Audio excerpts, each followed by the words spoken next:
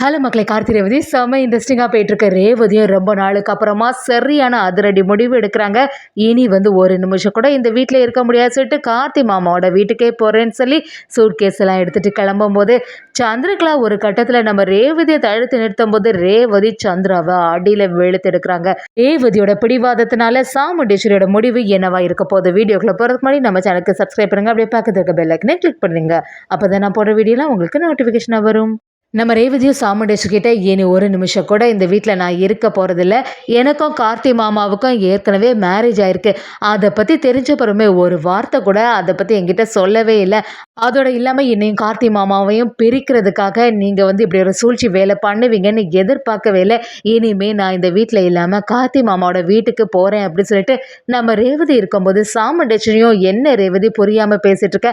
எல்லாமே உன் நல்லதுக்காக தான் ரேவதி நான் பண்ணேன் அப்படின்னு சொல்லும்போது நம்ம ரேவதியும் இல்லை, நீங்கள் பண்ணது எதுவுமே சரி கிடையாது, நான் இந்த வீட்டை விட்டே போகிறேன், அதுக்குள்ளே முடிவு எடுத்தாச்சு அப்படின்னு சொல்லிட்டு நம்ம ரேவதி மேலே மாடிக்கு கிளம்புறாங்க. ட்ரெஸ் எல்லாம் எடுக்கிறதுக்காக போகும்போது நம்ம ராஜராஜன், ரோஹிணி எல்லாருமே சேர்ந்து நம்ம ரேவதியை பார்க்குறதுக்காக போகிறாங்க. ரேவதியும் நம்ம ரோஹிணி கிட்ட அக்கா, இது வரைக்கும் எல்லா உண்மைகளும் உங்களுக்கு எல்லாருக்குமே தெரிஞ்சிருக்கு, ஆனால் ஒரு வார்த்தை கூட அதை பற்றி நீங்கள் யாருமே என்கிட்ட சொல்லலைல்ல, இதெல்லாம் நினச்சி எனக்கு கொஞ்சம் வருத்தமாக தான் இருக்குது அப்படி சொல்லும்போது நம்ம ரோஹிணியும் இல்லை ரேவதி, உன்கிட்ட மட்டும் பழைய ஞாபகங்கள் பற்றி ஏதாவது ஒரு விஷயத்த சொன்னால் உனக்கு ஏதாவது பிரச்சனை ஆகிடுமோன்னு சொல்லிட்டு தான் பயந்து தான் நாங்கள் எதுவுமே சொல்லலை, இப்போ தான் இங்கே உனக்கு எல்லா உண்மைகளும் தெரிஞ்சு போச்சு அப்படின்னு சொல்லும்போது நம்ம ரேவதியும் ராஜராஜன் கிட்ட சரிப்பா, நீங்கள் எல்லாத்துக்குமே எனக்கு ஆதரவாக இருந்திருக்கீங்க, இப்போ கார்த்தி மாமாவோட வீட்டுக்கு நான் போகலான் இருக்கேன், தயவு செய்து எனக்கு கார்த்தி மாமாவோட சேர்ந்து வாழ நான் முடிவெடுத்ததுக்கு நீங்கள்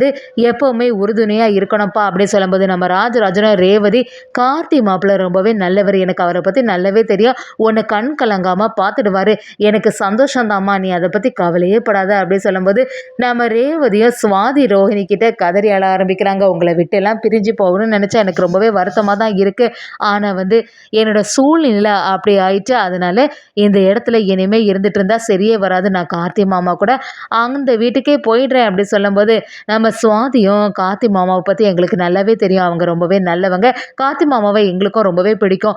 எப்படியுமே உன்னை நல்லா பார்த்துப்பாங்க அக்கா அப்படின்னு சொல்லிட்டு நம்ம சுவாதியும் ரேவதி கிட்ட சொல்கிறாங்க. ரேவதியும் அவங்க அக்கா தங்கச்சியை விட்டு பிரிஞ்சு போகிறதுக்கு மனசு இல்லாமல் ஆளும்போது நம்ம ரோகிணியும் சரி ரேவதி, உனக்கு இப்போவாது உண்மை தெரிஞ்சதே, எங்களுக்கு ஒவ்வொரு நிமிஷமே கொஞ்சம் பதட்டமாக தான் இருந்துச்சு, இனிமேல் நீ இந்த வீட்டுக்கே வரண்டா ரேவதி, உன்னோட வாழ்க்கை நல்லபடியாக இருக்கணும், மறுபடியும் நீ இங்கே ஏன்னா அம்மா ஏதாவது ஒரு சூழ்ச்சி வேலை பண்ணதுக்கு வாய்ப்பு அதிகம் ரேவதி, நீ சொல்கிறது எல்லாமே சரியாக தான் இருக்கு ரேவதி அப்படி சொல்லிட்டு நம்ம ரோஹிணியும் ரேவதிக்கு ஆதரவாக இருந்துட்டு இருக்காங்க. ரேவதியும் எல்லார்கிட்டையுமே சொல்லிட்டு அந்த இடத்துலேருந்து கீழே இறங்கி வராங்க. இன்னொரு பக்கம் பார்த்தீங்கன்னா சந்திரகலாவும் சாமுண்டேஸ்வரி கிட்ட என்னக்கா ரேவதி என்ன முடிவெடுப்பா, அவளை இவ்வளோ நேரம் ஆகிய காணலையே அப்படின்னு சொல்லி கேட்கும்போது சாமுண்டேஸ்வரியும் சந்திரா, எனக்கு எந்த ஐடியாவும் இல்லை, எனக்கு ஏதோ ரேவதி எல்லா ட்ரெஸ் எல்லாம் பேக் பண்ணதுக்கு போயிருப்பாளாட்டிருக்கோம், எப்படியாவது அந்த கார்த்தி கூட ஒன்று சேரும்னு சொல்லிட்டு தான் கிளம்புவா அப்படிங்கிற மாதிரி நம்ம சாமுண்டேஸ்வரிக்கு புரிய ஆரம்பிக்குது. சாமுண்டேஸ்வரி டென்ஷனாக இருக்கும்போது பார்க்குறாங்க, அங்கே ரேவதி சூட் கேஸோட வரா. இதை பார்த்த சந்திரகலாவுக்கு நம்ம நினச்ச மாதிரி தான் நடந்துட்டுருக்கு, ரேவதியை பற்றி நமக்கு தெரியாதா, இனி அக்காக்காரி பயங்கரமாக டென்ஷன் ஆக போகிறா, இந்த சான்ஸை யூஸ் பண்ணி நாம் ஏதாவது ஒரு சம்பவம் பண்ணணுமே அப்படின்னு சொல்லிட்டு யோசிக்கிறாங்க. ரேவதி கிட்ட நம்ம சாமுண்டேஸ்வரி எங்கே ரேவதி போயிட்ட அப்படி கேட்கும்போது ரேவதியும் வேறு எங்கே, என்னோட ஹஸ்பண்ட் வீட்டுக்கு தான், எனக்கும் கார்த்தி மாமாவுக்கு தான் ஏற்கனவே மேரேஜ் எல்லாம் முடிஞ்சிட்டல, அப்படி இருக்கும்போது நீங்கள் ஒன்லி கார்த்தி மாமாவை இந்த வீட்டுக்கு கூப்பிடணும், அப்படி இல்லையா நானே இந்த வீட்டை விட்டு வெளியில் போய் கார்த்தி மாமாவோட வீட்டுக்குள்ளே இருக்கணும், இதுதானே நியாயம் அப்படின்னு சொல்லிட்டு நம்ம ரேவதி அப்படியே சாமுண்டேஸ்வரியை எதிர்த்து பேச ஆரம்பிக்கிறாங்க. சாமுண்டேஸ்வரியும் என்ன ரேவதி, என்னையும் எதிர்க்க அளவுக்கு வந்துட்டியா, ஏற்கனவே இந்த கார்த்தி பார்த்தின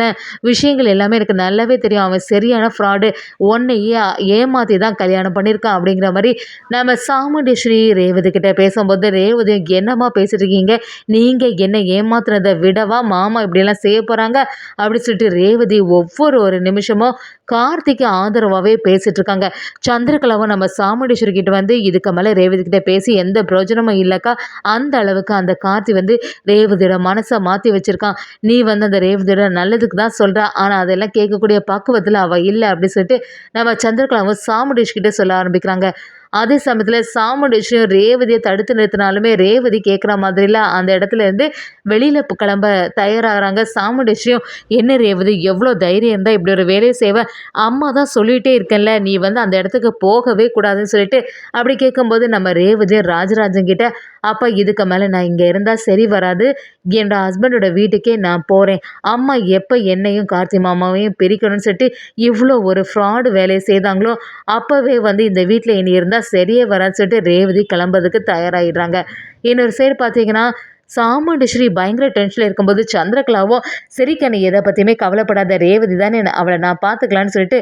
சந்திரகலா அப்படியே வெளியில் வராங்க. ரேவதி அவசரமாக வெளியில் போகும்போது சந்திரகலாவும் தடுத்து நிறுத்துறாங்க. ஏ ரேவதி, அக்காக்காரி தான் அவ்வளோ நேரத்துக்கு சொல்கிறல்ல உங்கள் அம்மா வந்து உன்னோட நல்லதுக்கு தானே சொல்லுவா, சொன்னால் எல்லாம் கேட்க மாட்டியா, நாங்கள் தான் இருக்கோம்ல, அதுக்கப்புறமா எதுக்கு கார்த்தியை தேடி போகிற அப்படி சொல்லி சந்திரகலாவும் நம்ம ரேவதியை தடுத்து நிறுத்தும் போது ரேவதி ஒரு கட்டத்தில் சந்திரகலா பண்ணக்கூடிய எல்லா ஃப்ராடு வேலையும் ஞாபகத்துக்கு வருது. இது நாள் வரைக்கும் இந்த சித்தி தான் நம்ம பிரியதுக்கு காரணம்னு சொல்லிட்டு ரேவதி அப்படியே சந்திராவை சரியாக அடியில் வெளுத்து எடுக்கிறாங்க. சந்திரா ஒன்றும் புரியாமல் அப்படியே நின்றுட்டு இருக்கும்போது ரேவதியும் இது வரைக்கும் நடந்ததை பற்றியெல்லாம் எனக்கு தெரியாதுன்னு நினச்சிட்டிங்களா சித்தி, இது வரைக்கும் நடந்த எல்லா சம்பவத்துக்கும் காரணமே நீங்கள் தானே எனக்கு நல்லாவே தெரியும், அதோடு இல்லாமல் நீங்களும் அந்த சிவனாண்டி இன்னும் ஒன்று சேர்ந்து தான் இருக்கீங்க அப்படிங்கிறது எல்லாமே எனக்கு தெரியும், அம்மா தான் தேவையில்லாமல் உங்களை வந்து நம்பிட்டே இருக்காங்க, உங்களோட சுயரூபம் என்னைக்கு அம்மாவுக்கு தெரிய வரப்போதோ அன்னைக்கு வந்து நீங்கள் இந்த வீட்டிலே இருக்க மாட்டீங்க பாருங்களாம் அப்படின்னு சொல்லிட்டு நம்ம ரேவதி சந்திரா கிட்ட சொல்லும்போது சந்திராவும் எவ்வளோ தைரியம் இருந்தால் நீ இப்படி ஒரு செயலை பண்ணுவ ரேவதி, வயசில் மூத்தவங்க அப்படிங்கிற ஒரு மரியாதை உனக்கு இருக்கா அப்படின்னு சொல்லிட்டு ரேவதியை சரியாக வெளுத்தெடுக்கும் போது ரேவதியும் நீங்கள் வந்து ஏற்கனவே என்னோட பழைய ஞாபகங்கள் இழந்த பிறவும் அந்த டாக்டர் கிட்ட வந்து இனிமே வந்து எந்த விஷயமும் ஞாபகப்படுத்தினா எனக்கு ஏதாவது ஆபத்து வந்துடும் சொல்லிட்டு குடும்பத்தில் உள்ளவங்க எல்லாருக்கிட்டையுமே சொல்லி வச்சுருக்கீங்க, கார்த்தியை என்னை பிரிக்கணும்னு சொல்லிட்டு இந்த மாதிரி கனடாவுக்கு என்னை அனுப்பதுக்கு பார்த்துட்டீங்க, இப்படிப்பட்ட உங்களை வந்து நான் எப்படி மன்னிப்பேன், உங்களை எல்லாம் அடித்தது தான் சரின்னு சொல்லிட்டு ரேவதியும் சந்திரா கிட்ட சொல்லும்போது சந்திராவும் இப்படி ஒரு சின்ன பொண்ணு என்னை இப்படி செய்துட்டாலேன்னு சொல்லிட்டு பயங்கரமாக டென்ஷனில் இருக்காங்க. அதோடு இல்லாமல் இன்னொரு சைடு நம்ம சிவனாண்டியும் முத்துவேலை வந்து இப்படி அரெஸ்ட் பண்ணிட்டு போயிட்டாங்களே, எப்படியாவது சித்தப்பாவை வெளியில் எடுக்கணும்னு சொல்லிட்டு அந்த இடத்துக்கு போகிறாங்க.